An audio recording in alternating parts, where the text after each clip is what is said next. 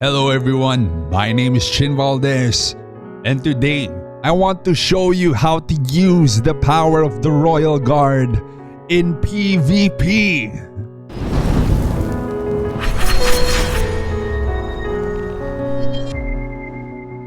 Go now, go now. Go now, guys. Go now. And delaying them, and they're stopping here. They're stopping here. Go, Moon. They're stuck in Moon. Go, occupy Moon. Go. So to start things off, I think the main thing we have to talk about with the Royal Guard is the skills. So I understand that there are a lot of players who actually don't understand how the Royal Guard skills work, and I can't blame them because there are a lot to go by. So let's take things slow and talk about what each skill does first. So your primary attack is the shield press. So basically, TLDR, it gives you a lot of damage reduction. No, you will not be dealing tremendous damage to your enemies. You will just be making yourself a lot tankier by using this skill, shield press, up to 60% damage reduction. It has a duration of 2 seconds and a cooldown of 1 second. So you basically have 100% uptime, 60% damage reduction from this skill alone. But shield press changes when you switch stance. So shield press turns into pinpoint attack. So what pinpoint attack does is, TLDR, you reduce your enemy's damage by 45%. No, you will not be dealing heavy damage to the enemies. You will be taking away their damage by 45%, as well as reducing their healing received by 40%. So you effectively make your target softer and also mitigate the damage that they will deal. So both the shield press and the pinpoint attack will be used in different scenarios depending on who your target is and also what your objective is going to be at the particular moment. So right then and now, I'm gonna be telling you that the Royal Guard is not newbie friendly.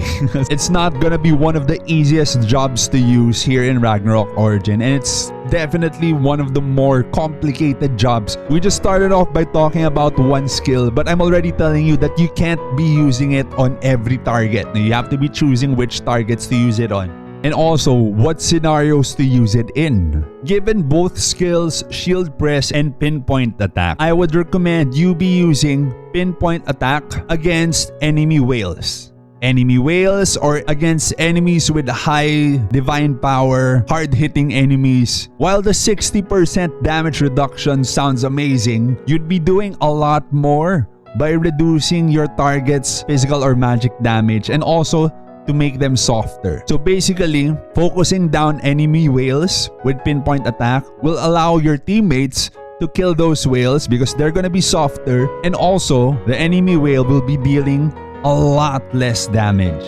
So this is just one skill. So when do you use shield press? So normally I use this when we're trying to rotate or to make a certain movement on the battlefield with my teammates. I know this might sound very simple and very straightforward, but a lot of players still don't understand it. But basically, going defense stance will give you more defense. And if you're on the offensive, you go on the attack stance. But from what I've been seeing from the comments and from various feedback from not just viewers but also from other content creators, a lot of people don't seem to understand this concept of defense and attack stance. So it very much depends on your team's combat situation as well as the enemy's combat situation. So I hope we got that out of the way. So that was the Royal Guard's main spammable skill, shield press and pinpoint attack. So the Royal Guard's next skill is Earth Drive.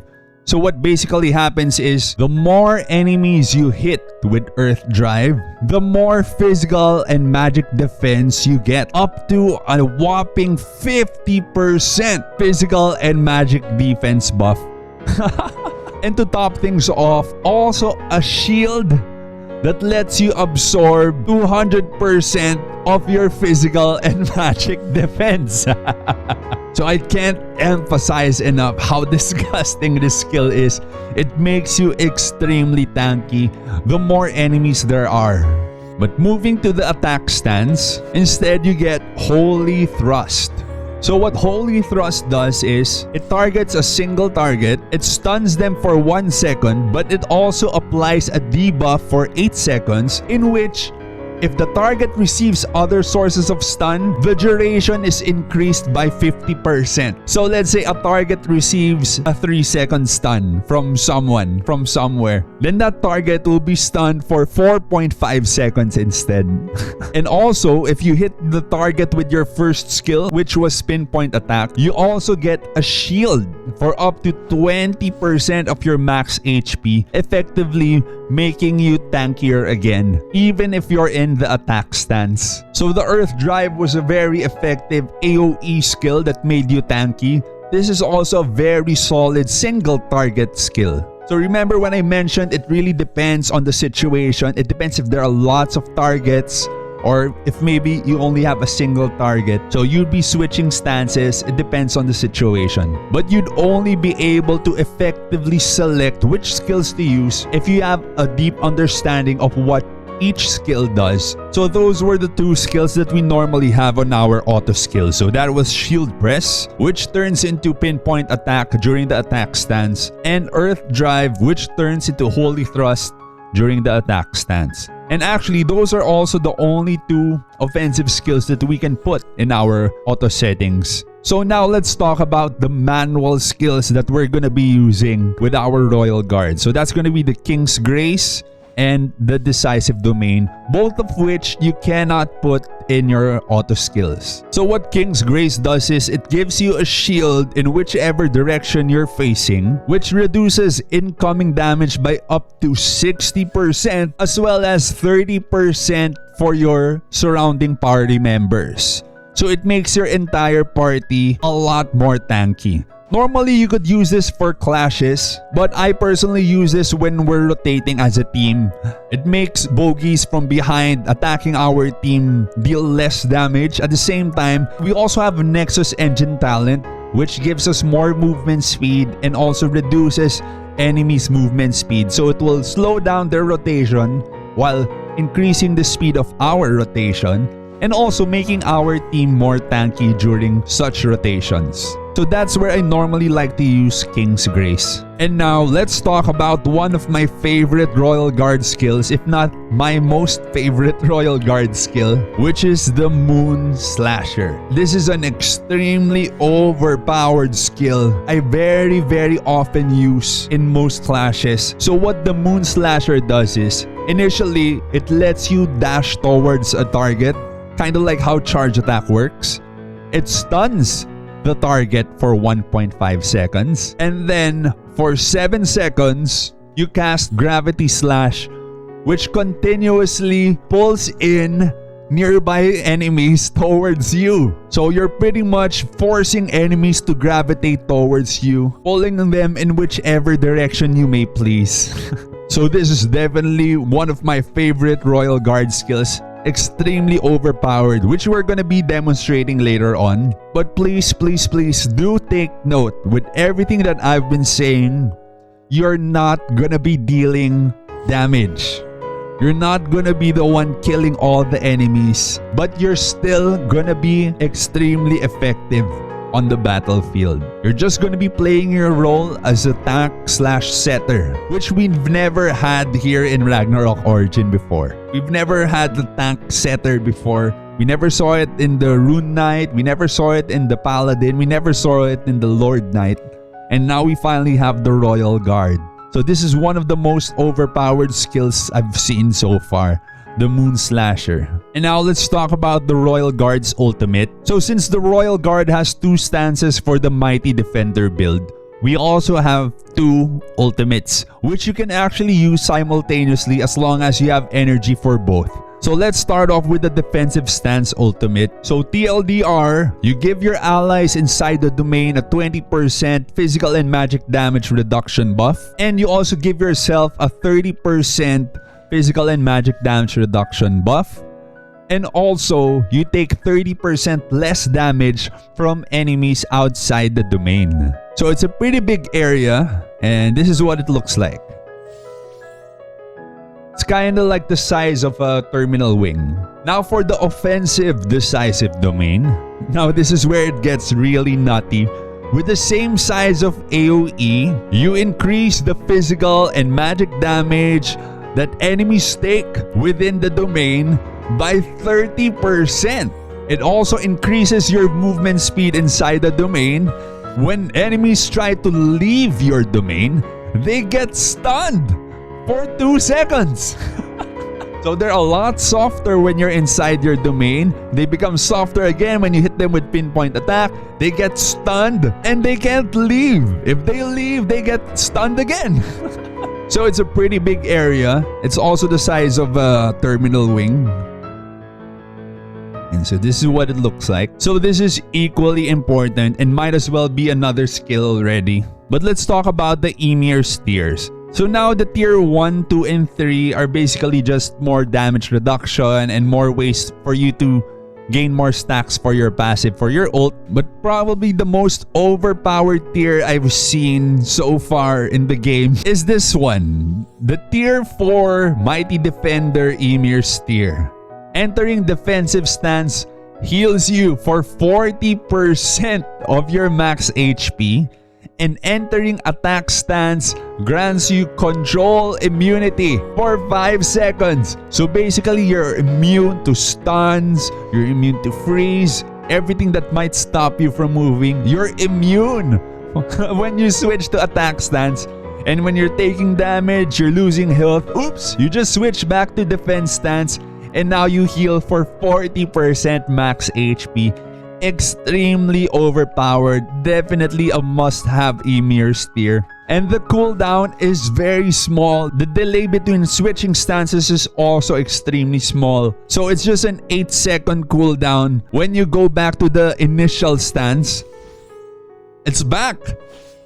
And then now it's just a few seconds before you could switch back again. So when you're in combat, you can effectively just keep switching stances, continuously healing, and continuously be immune to all crowd control effects. Extremely overpowered. So there's pretty much like a 3-second downtime where you're not immune to crowd control effects. And also only an 8-second downtime of something like Deadlock Aurora. You know, it's basically like another sigil skill, but you can use on command and only with an 8-second cooldown. Extremely overpowered Emir's tier. So for the next part of our video, I want to show you a few clips or a few moments that we had from our recent guild league against some of our friends from WIJA. But at the very start of the fight, I want to show you guys just who we're facing with our Royal Guard. So first off is one of our good friends, Busted, who's in WIJA. He's a 3-star rainbow title warlock. Very powerful and very strong PvP-oriented warlock who's at 633 KDP. CCNC, who's also one of my longest time idols here in Ragnarok Origin, was a very powerful paladin back then into a rune knight and is now with WIJA as well and sitting at 648,000 divine power. And finally, one of their harder hitters in WIJA, currently at least, which is Gemtangan, who's sitting at 659,000 divine power. Versus our Royal Guard, who's sitting at 558,000 divine power. So all over social media, I've been hearing a lot from viewers and from even some YouTubers and some comments complaining about how the Royal Guard is not tanky enough. Well, let's just see how our 558,000 divine power Royal Guard fares against Buster, CCNC, and even Gemtangan, and the rest of our friends from WIJA. Go now, guys. Go now. And delaying them. And they're stopping here. They're stopping here. Go! They're stuck in one. Go, Pokemon. Go. Isa na makapasok. Go. They're pushing now. They're gonna push now. So I'm holding them here between stars. Guys. Holding them. Let's go. Just occupy him. We're gonna delay them. Dahil natin pa rin circle yan. Guys. Nice. Disengage. Brokers alone ah. Nice. Okay, just get it. Pull them outside, stay. Keep them outside. RGs, keep them outside. Okay? Disengage. Try to bring. Never mind, okay. Push towards. Ito, I'm on jam tangan. Okay. Just, igamsan. Bottom of moon, guys. Bottom of moon. Go. Bottom of moon. Go bottom of moon, guys. Drain natin side to circle. Go. Bottom of moon. Ito, I'm holding them between sun and moon. Yes. Scout team, I want you to push moon. Go now. Push moon. That's not luck. Go to sun, guys. Go to sun. Okay. Sun is locked. Okay, it's okay. Let's go. They're moving along now. They're doing great now. Okay. 30 seconds, okay? Simple this and Serastin team, I want you.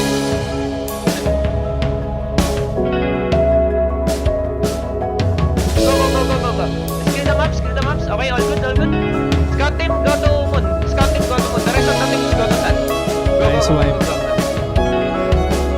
The rest of the teams go to sun. Guys. That's nice. Okay. Push towards star for now. The rest of the team push towards star. Go.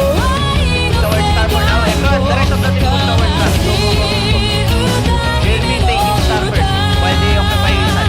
Let's go. Delay them, Chin. Do you have ulti? No ult yet. Ito na.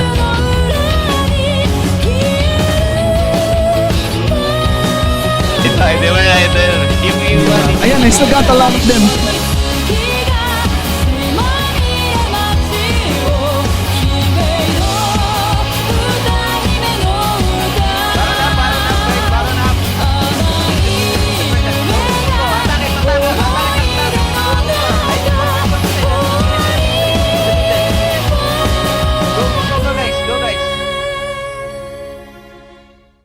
Now, ultimately, we did lose to that fight against WIJA. We were pretty much neck and neck all the way until the Owl Baron fight. And also, our friend Dexming C was able to take the Owl Baron for WIJA. But also to note that our house guild, which is led by Lord Commander General Tokis, has members all below 600k DP. So I think that shows how much impact this supposedly useless job, or from what I've heard even from other YouTubers, even a meme build or even a meme job have such an effect on the battlefield.